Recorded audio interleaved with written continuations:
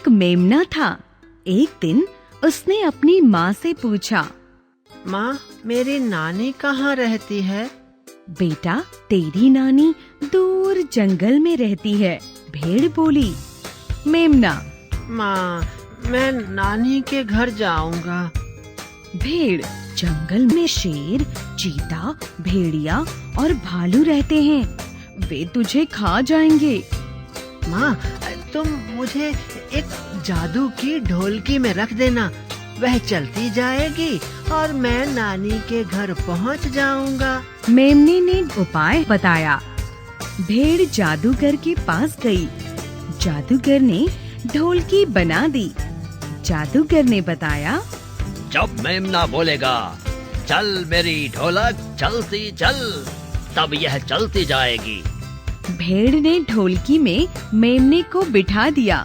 ढोलकी चल पड़ी। जंगल में उसे एक सियार मिला। उसने पूछा, अरे ढोलकी वाले, तू कौन है? मेमना बोला, मैं मेमना हूँ। सियार बोला, मुझे भूख लगी है, मैं तुझे खाऊंगा। मेमना बोला, अभी मैं छोटा हूँ, नानी के घर जाता हूँ, मोटा होकर आता हूँ, तब तुम मुझे खाना। सियार बोला, तू मोटा होकर जल्दी आना, मैं तभी तुझे खाऊंगा।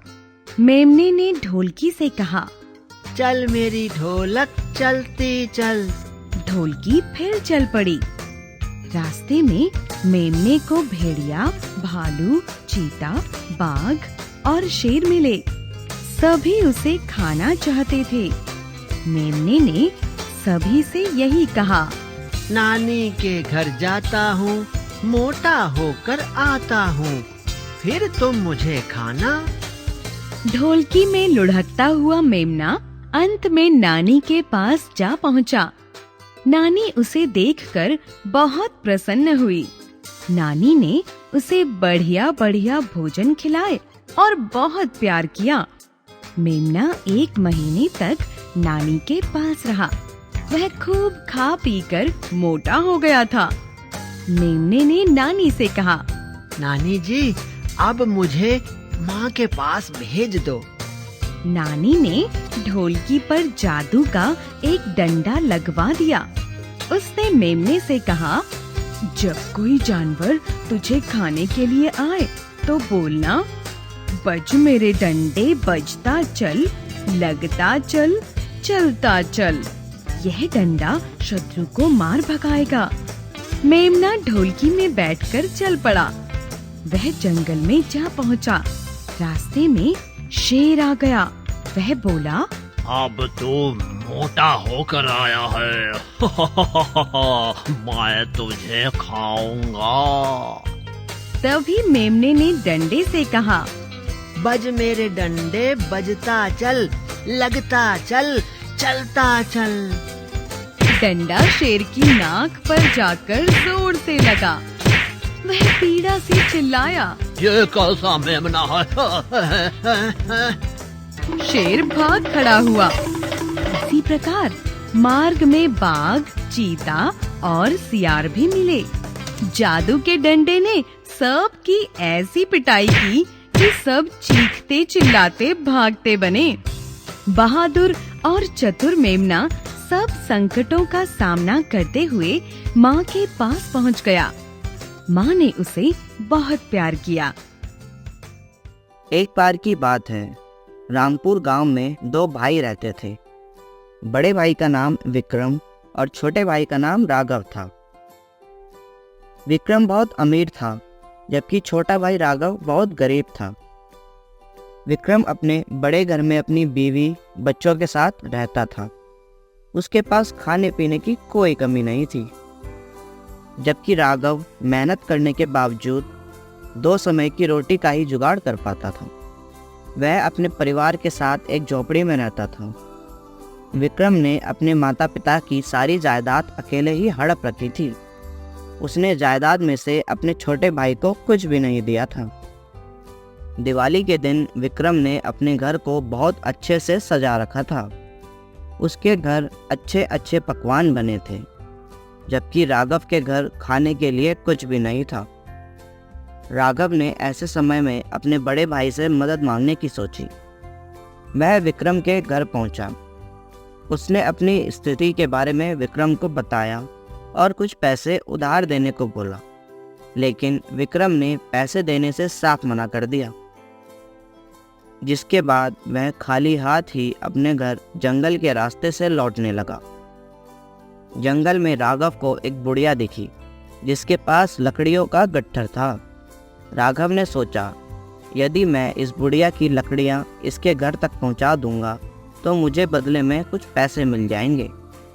वह बुढ़िया के पास गया और उससे लकड़ियों को उसके घर पहुँचाने को पूछा, जिस पर बुढ़िया ने सहमति जताई। राघव ने अपनी स्थिति के बारे में भी बुढ़िया को बताया। लकड़ियाँ बुढ़िया के घर पहुँचाने पर बुढ़िया ने राघव को मिठाई का डिब्बा दिया और कहा कि तुम यह मिठाई जंगल में बने गुफा में रहने वाले बोनों को दे आओ। इसके बदले में तुम उनसे जादुई चक्की मांग लेना। राघव ने ऐसा ही किया और मिठाई बोनों को देकर उनसे जादुई चक्की ले आया। बोनों ने चक्की देते हुए कहा कि तुम इससे जो मांगोगे वह मिल जाएगा।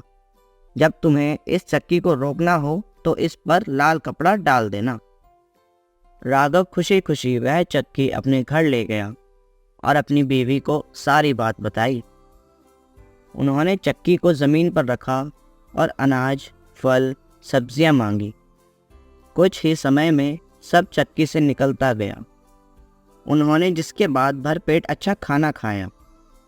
राघव अब चक्की में से निकलने वाले अनाज को मंडी में ले जाकर बेचने लगा, जिससे वह कुछ ही समय में अमीर बन गया। उन्होंने नया घर भी बना लिया। जब यह बात विक्रम को पता लगी तो उसने सोचा, उसका छोटा भाई इतनी जल्दी अमीर कैसे हो गया। इसका पता लगाने के लिए वह एक दिन भोजन करने राघव के घर पहुंचा। खाने के बाद जब वह अपने घर जाने लगा तो उसने कुछ समय राघव के घर के बाहर छुपकर अंदर देखने लगा। विक्रम ने राघव की पत्नी को चक्की से अनाज मांगते हुए देखा, जिससे उसको राघव के अमीर होने के राज के बारे में पता चल गया। विक्रम एक दिन आकर राघव के घर से जादुई चक्की चोरी करके ले आया। घर जाकर उसने अपनी बीवी को घर छोड़कर चलने को कहा। बीवी के पूछने पर उसने बाद में बताने को बोला। विक्रम अपनी बीवी, बच्चों को लेकर नदी के रास्ते दूसरे गांव में जाने लगा। जब विक्रम नाव में बैठा था तो उसने अपनी बीवी को जादुई चक्की के बारे में बताया। उसने जादुई चक्की का प्रयोग करके दिखाने के लिए चक्की से नमक मांगा, जिससे चक्की में से नमक निकलने लगा। उनको चक्की को बंद करना नहीं आता था, जिससे नाव में पूरा नमक भर गया और विक्रम अपने परिवार के साथ नदी में डूब गया। राघव के पास अभी भी बहुत अनाज बचा हुआ था। उसने वह अनाज बेचा और मेहनत की, जिससे उसको अब चक्की की कोई ज़रूरत नहीं थी। वह अपने परिवार के साथ खुशी से रहने लगा। बच्चों, इस कहानी से हमें यह शिक्षा मिलती है कि हमें कभी भी लालच नहीं करना चाहिए। एक गोलू नाम का लड़का था। उसे खेलना कूदना बहुत पसंद था। उसे स्कूल जाना बिल्कुल भी पसंद नहीं था। वो रोज रोज कोई ना कोई बहाना बनाकर स्कूल की छुट्टी कर लिया करता था। एक सुबह जब वो उठा तो उसका मन स्कूल जाने का बिल्कुल नहीं किया। फिर वो कोई बहाना सोचने लगा और चुपचाप बिस्तर में लेटा रहा। जब गोलू की मम्मी उसे उठाने आई तब गोलू ने कहा, मम्मी, आज मेरे पेट में दर्द हो रहा है। मैं उठ भी नहीं पा रहा हूँ। आज मैं स्कूल नहीं जा पाऊंगा। गोलू की मम्मी समझ गई कि आज ये पेट दर्द का बहाना बना रहा है। उन्होंने गोलू को सबक सिखाने का फैसला किया और कहा, चिंता मत करो गोलू बेटा, मैं अभी डॉक्टर को बुला के लाती हूँ। और वो डॉक्टर को लेने चली गई। थोड़ी देर बाद जब डॉक्टर आया, मैं तुम्हारे इंजेक्शन लगा देता हूँ, थोड़ी देर में आराम आ जाएगा। और गोलू की मम्मी से कहा कि आज पूरा दिन गोलू को खाने में कुछ ना दे। ये सब सुनकर गोलू के होश उड़ गए। इंजेक्शन को देखकर उसने कहा, डॉक्टर अंकल, अब मुझे ठीक लग रहा है। लगता है मेरा पेट दर्द सही हो गया है। मैं अब स्कूल चला जाता हूँ। और वहाँ से फौरन भाग गया।